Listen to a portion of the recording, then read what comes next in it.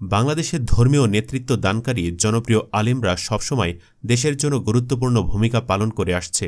সাম্প্রতিক সময়ে তাদের প্রভাব এবং গ্রহণযোগ্যতা আরও বৃদ্ধি পেয়েছে। শেখ হাসিনা পতনের পর বাংলাদেশের ধর্মপ্রাণ মুসলিমরা যেমন প্রাণ ফিরে পেয়েছে, ঠিক একই সাথে কয়েকগুণ ক্ষমতা বেড়েছে বাংলাদেশের ধর্মীয় নেতাদের।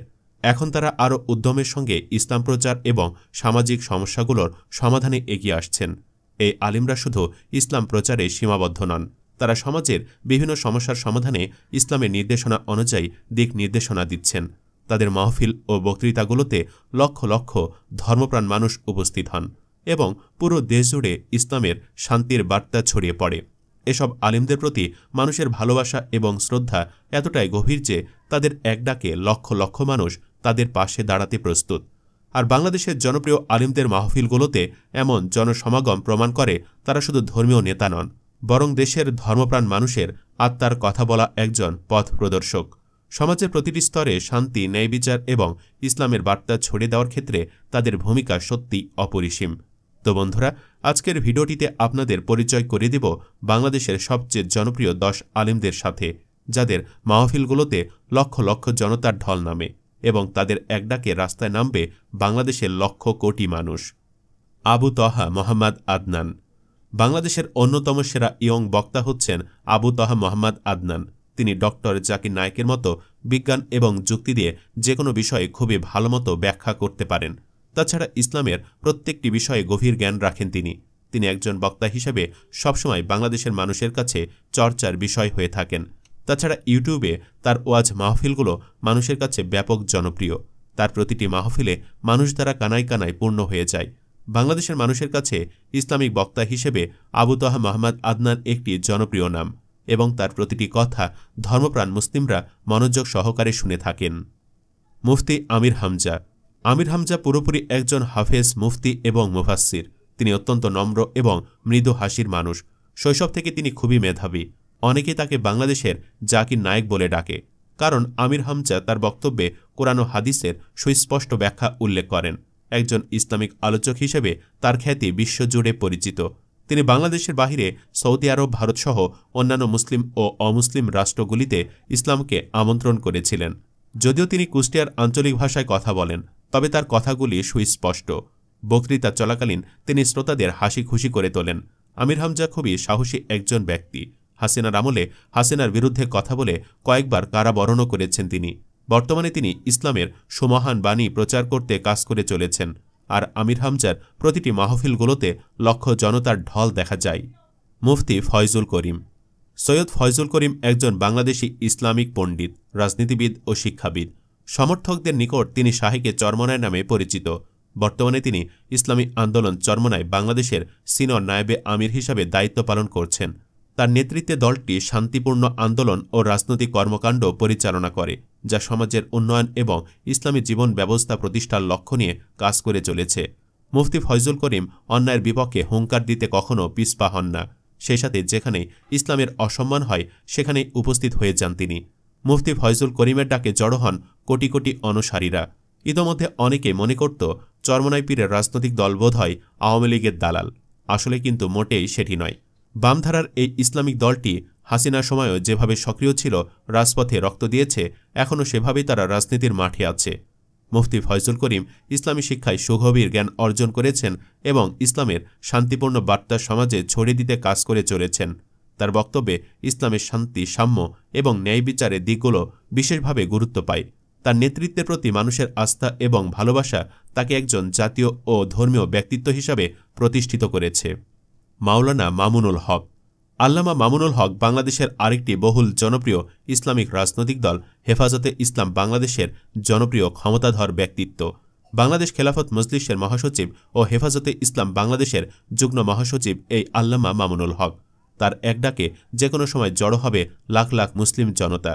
আওয়ামী সরকার তাকে জমের মতো ভয় পেত, আর এজন্য 2021 সালে নারায়ণগঞ্জের এক রিসোর্টে নারীসহ মামুনুলকে আটক করে ঘৃণিত এক নাটক সাজায় আওয়ামী সরকার। যদিও পরবর্তীতে কোনো অপরাধ প্রমাণ না হয় বেকসুর খালাস পেয়েছেন তিনি। মামুনুল হকের প্রতি মানুষের আস্থা এবং ভালোবাসা তার মাহফিল এবং জনসমাবেশে প্রতিফলিত হয়। তিনি শুধু একজন ইসলামিক নেতা নন, বরং সমাজে নৈতিকতা ও মানবিক মূল্যবোধ পুনঃপ্রতিষ্ঠায় এক গুরুত্বপূর্ণ ব্যক্তিত্ব। মুফতি গিয়াসউদ্দিন তাহেরী। গিয়াসউদ্দিন তাহেরী একজন বাংলাদেশি আলোচিত ও সমালোচিত ইসলামিক বক্তা। তিনি তার বিভিন্ন উদ্ভট কর্মকাণ্ড ও কথা বলার মাধ্যমে মানুষের কাছে সমালোচিত হয়েছেন বারবার। অনেকে তাকে ভণ্ড বক্তাও বলে থাকেন। তবুও বাংলাদেশে তার অনেক ভক্ত ও অনুসারী রয়েছে, যারা কিনা সকল বাধা বিপত্তি পাড়ি দিয়ে হলেও তার ওয়াজ মাহফিলে হাজির হয়ে তার কথাগুলো মনোযোগ সহকারে শুনে থাকেন। তবে বর্তমান সময়ে হাসিনা পতনের পর তাকে আর ওয়াজের মাঠে তেমন দেখা মেলেনি। মাওলানা আবদুল্লাহ আল আমিন। বাংলাদেশের সেরা অন্যতম ইসলামিক বক্তা হলেন মাওলানা আবদুল্লাহ আল আমিন। তাছাড়া তিনি একজন আন্তর্জাতিক মানসম্মত বক্তা। তিনি বাংলাদেশ সহ অন্যান্য দেশেও ওয়াজ মাহফিল করে থাকেন। মাওলানা আবদুল্লাহ আল আমিন তার ওয়াজ মাহফিলগুলোতে মানুষজনকে অত্যন্ত সহজ ও সাবলীল ভাষায় সকল কথা বুঝিয়ে থাকেন। তিনি আজ পর্যন্ত যত ওয়াজ মাহফিল করেছেন সব মাহফিলে তিনি অসংখ্য প্রশংসা কুড়িয়েছেন। তার ওয়াজ মাহফিল শুনে অনেক মানুষের জীবনের দিক পরিবর্তন হয়েছে, যে কারণে তিনি বাংলাদেশের মানুষের কাছে খুবই জনপ্রিয় একজন বক্তা। তাছাড়া তার ওয়াজ মাহফিলগুলোতে ঝাঁকঝাঁক মানুষের সমাগম দেখা যায়, পূর্ণ হয়ে যায় মাহফিল প্রাঙ্গণ। রফিকুল ইসলাম মাদানী। বাংলাদেশের অন্যতম ইসলামিক বক্তা হলেন রফিকুল ইসলাম মাদানী। তাকে বাংলাদেশের বেশিরভাগ মানুষ শিশু বক্তা হিসেবেই বেশি চিনে। তিনি রাজনৈতিক দল হেফাজতে ইসলাম বাংলাদেশের সাথে জড়িত। রফিকুল ইসলাম মাদানী খুবই সাহসী একজন ব্যক্তি। তিনি সত্য কথা বলতে কখনো ভয় পান না। হাসিনার আমলে হাসিনার অপকর্মগুলো নির্ভীকভাবে তুলে ধরতেন তিনি, যে কারণে তিনি হাসিনার প্রশাসন দ্বারা জেল জুলুমের শিকারও হয়েছেন কয়েকবার। তাছাড়া তার প্রতিটি মাহফিলে লাখ লাখ মানুষের সমাগম ঘটে এবং তিনি এমনই একজন ব্যক্তি যার এক ডাকে বাংলাদেশের লক্ষ প্রাণ মানুষ মাঠে নামতেও রাজি থাকে।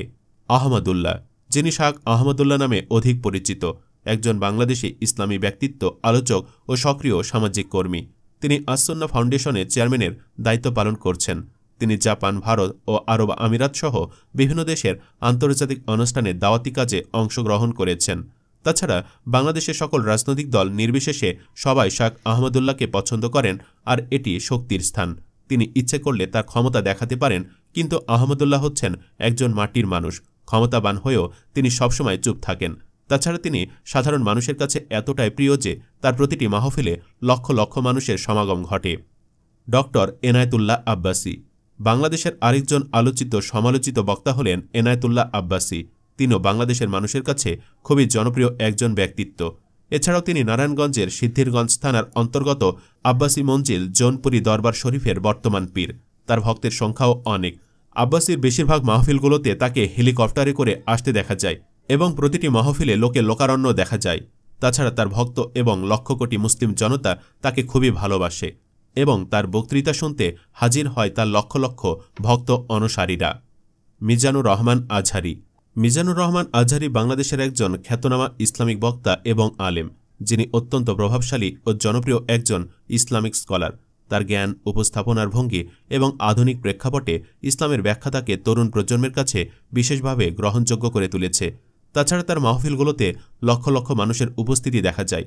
গত কিছুদিন আগে কক্সবাজারের একটি মাহফিলে 15 থেকে 20 লক্ষ মানুষের সমাগম দেখা গিয়েছে। এছাড়াও তার সকল মাহফিলগুলোতেই লক্ষাধিক মানুষের সমাগম থাকে, আর এতে প্রমাণিত হয় তার জনপ্রিয়তা বাংলাদেশের মানুষের কাছে কতটুকু। তো বন্ধুরা, মিজানুর রহমান আজহারীকে আপনাদের কার কার ভালো লাগে কমেন্টে লিখে জানান। মিজানুর রহমান আজহারী জটিল ইসলামিক বিষয়গুলো সহজভাবে ব্যাখ্যা করেন। পাশাপাশি কোরআন, হাদিস এবং ইসলামের ইতিহাস থেকে উদাহরণ তুলে ধরে ইসলামের গুরুত্বপূর্ণ দিকগুলো আলোচনা করে থাকেন। তার বক্তৃতা শুধু ধর্মীয় আলোচনা নয়, বরং এটি মানুষকে মানবিকতা, সততা এবং ন্যায় বিচারের পথে এগিয়ে যেতে অনুপ্রাণিত করে। এজন্যই তিনি বাংলাদেশের মানুষের কাছে খুবই জনপ্রিয়, আর এ কারণেই তার এক ডাকে লক্ষ লক্ষ মুসলিম জনতা মাঠে নামতেও রাজি থাকে সবসময়। তো বন্ধুরা, বাংলাদেশের এসব জনপ্রিয় আলেমদের মাঝে আপনার কাছে কাকে সবচেয়ে বেশি ভালো লাগে কমেন্টে লিখে জানান তার নামটি। ভিডিওটি ভালো লাগলে শেয়ার করুন এবং চ্যানেলটিতে নতুন হয়ে থাকলে সাবস্ক্রাইব করে বেল আইকনটি বাজিয়ে রাখুন। ধন্যবাদ।